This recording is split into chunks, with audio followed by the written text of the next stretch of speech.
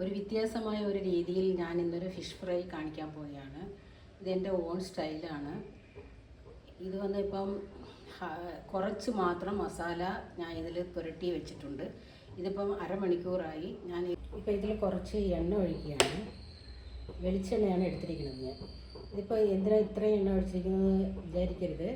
ഇത് നമ്മളിതിലൊന്ന് വലിയ ഉള്ളി ഫ്രൈ ചെയ്തെടുക്കാൻ പോവുകയാണ്. അതിനു വേണ്ടിയാണ്. ഇത് ഗോൾഡൻ ബ്രൗൺ വരുന്നത് വരയ്ക്കും ഫ്രൈ ചെയ്തെടുക്കണം. എന്നും ഒരേമാതിരി നമ്മൾ ഫിഷ് ചെയ്ത് കഴിക്കുന്നതിനെക്കാട്ടി ഇങ്ങനെ അപ്പോൾ വ്യത്യാസമായിട്ട് ചെയ്ത് കഴിക്കുമ്പോൾ അതൊരു തനി ടേസ്റ്റായിരിക്കും. നിങ്ങൾ വീട്ടിലിത് ട്രൈ ചെയ്ത് നോക്കുക. ഇത് നല്ല ടേസ്റ്റ്. ഈ സ്റ്റേജിൽ നമ്മൾ ഈ ഉള്ളി എടുത്ത് വേറൊരു പാത്രത്തിലോട്ട് മാറ്റി വയ്ക്കണം. മാറ്റി വെച്ചതിന് ശേഷം അടുപ്പ് ഓഫ് ചെയ്യുക. എന്നിട്ട് ഈ അടുപ്പ് ഓഫ് ചെയ്തിട്ട് ഇതിൽ നമ്മൾ മസാല ഇടണം. ഫസ്റ്റ് ഇടേണ്ടത് ഇഞ്ചി പൂണ്ട് പേസ്റ്റാണ്. ഒരല്പം മതി, ഒരുപാടിടണ്ട. എന്നിട്ട് ഈ അടുപ്പ് ഓഫ് ചെയ്തിട്ട് ഇത് ശരിയാക്കാൻ പാടില്ല, അല്ലെങ്കിൽ ഇത് പെട്ടെന്ന് കരിയും. ഇത് ഇച്ചിരി കുക്കായതിന് ശേഷം ഈ പച്ചവാടയെന്ന് പറയും, ആ പച്ചവാടയൊക്കെ പോയതിന് ശേഷം നമ്മൾ ഇതിലോട്ട് മസാല ഇടുകയാണ്. ലൈറ്റ മഞ്ഞൾപ്പൊടി,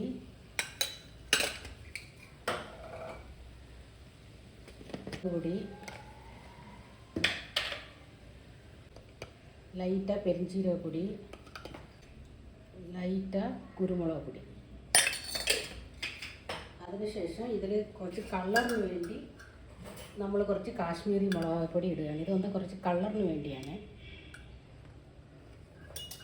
എന്നിട്ട് ഈ അടുപ്പ് ഓഫിലാണ് ഇരിക്കുന്നത്. കാരണം അടുപ്പ് ഓഫ് ചെയ്യാതെ നമ്മളിത് ചെയ്താൽ ഈ മസാല അങ്ങ് കരിയും. ഇപ്പം കണ്ടില്ലേ, ഇപ്പം കരിയാതെ തന്നെ വന്നിട്ടുണ്ട്. അപ്പം ഇതിൽ കുറച്ച് ഉപ്പിടണം. ഇച്ചിരി ഉപ്പ് ഇട്ടാൽ മതി. കാരണം നമ്മൾ ആൾറെഡി മസാലയിൽ ഉപ്പ് ചേർത്തിരിക്കുകയാണ്. ഫിഷിൽ ഉപ്പിട്ട് ഫിഷ് മാഗ്നേറ്റ് ചെയ്ത് വെച്ചിരിക്കുകയാണ്. അപ്പം നമ്മൾ ഇതിൽ ഇച്ചിരി ഇട്ടാൽ മതി.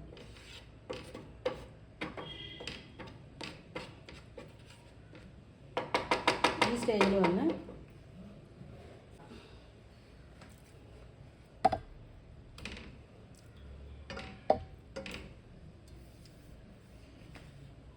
അതിനുശേഷം നമ്മൾ അടുപ്പ് കത്തിക്കാം.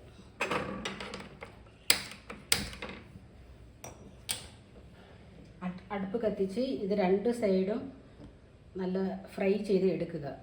അതിനുശേഷം ഇതിൽ എന്തൊക്കെയാണ് ചേർക്കേണ്ടതെന്നുള്ളത് ഞാൻ പറയാം.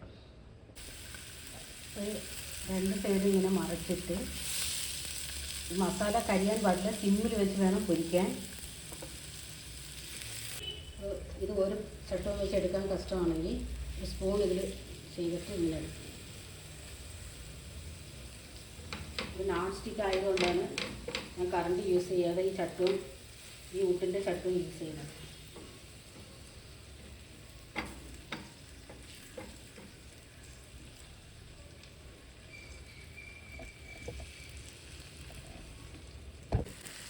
ഇപ്പം തിരിച്ച് മറിച്ച് 2 പ്രാവശ്യം തിരിച്ച് മറിച്ച് നമ്മൾ ഇട്ടു. ഇപ്പം ഇതിൽ നമ്മൾ ആ ഫ്രൈ ചെയ്ത് വെച്ചിരിക്കുന്ന ഉള്ളി ഇതിലോട്ട് ഇടാൻ പോവുകയാണ്.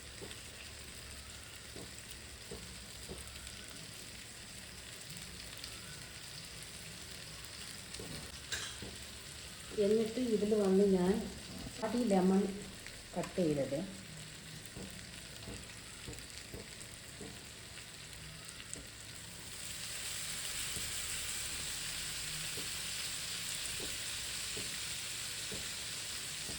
എന്നിട്ട് ഇത് വീണ്ടും മറച്ചിടുക.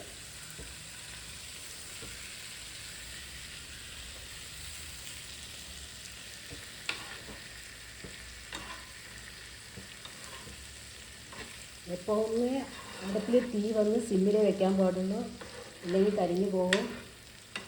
ഇത് വളരെയധികം ടേസ്റ്റുള്ള ഒരു ഡിഷാണ്. ഞാൻ 2-3 പ്രാവശ്യം വീട്ടിൽ വെച്ച് ട്രൈ ചെയ്ത് നന്നായിരുന്നത് കൊണ്ടാണ് വീഡിയോ എടുത്ത് നിങ്ങൾക്ക് ഇടുന്നത്. കാരണം എന്നും ഒരേ രീതിയിൽ മീൻ കഴിക്കുമ്പം നമുക്ക് ബോറടിക്കും. അപ്പോൾ ആ ബോറിംഗ് ഒക്കെ ഒന്ന് മാറ്റാൻ വേണ്ടിയാണ്. കരിവേപ്പില ഇങ്ങനെ ഇടുക. ആ കരിവേപ്പിലയുള്ള ഫ്ലേവറും എല്ലാം കൂടെ ചേർന്ന് എപ്പോഴും നമ്മൾ ഇത് അങ്ങോട്ടും ഇങ്ങോട്ടും മറയ്ക്കുമ്പോൾ കയ്യിലൊരു സ്പൂൺ കൂടെ വെച്ചിരിക്കണം. എന്നാൽ മീൻ പൊടിഞ്ഞു പോകാനുള്ള ചാൻസ് ഉണ്ട്.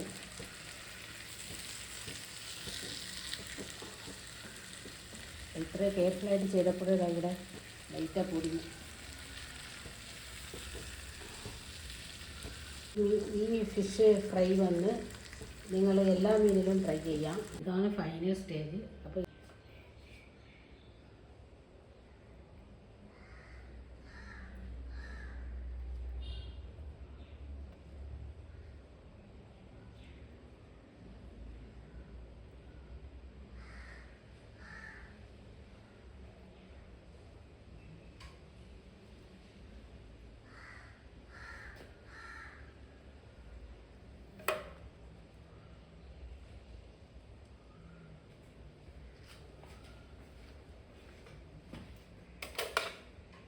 ഇവിടുത്തെ ഇതൊന്ന് കട്ട് ചെയ്തെടുക്കാം. അപ്പോൾ കുറച്ചുകൂടെ നന്നായിരിക്കും.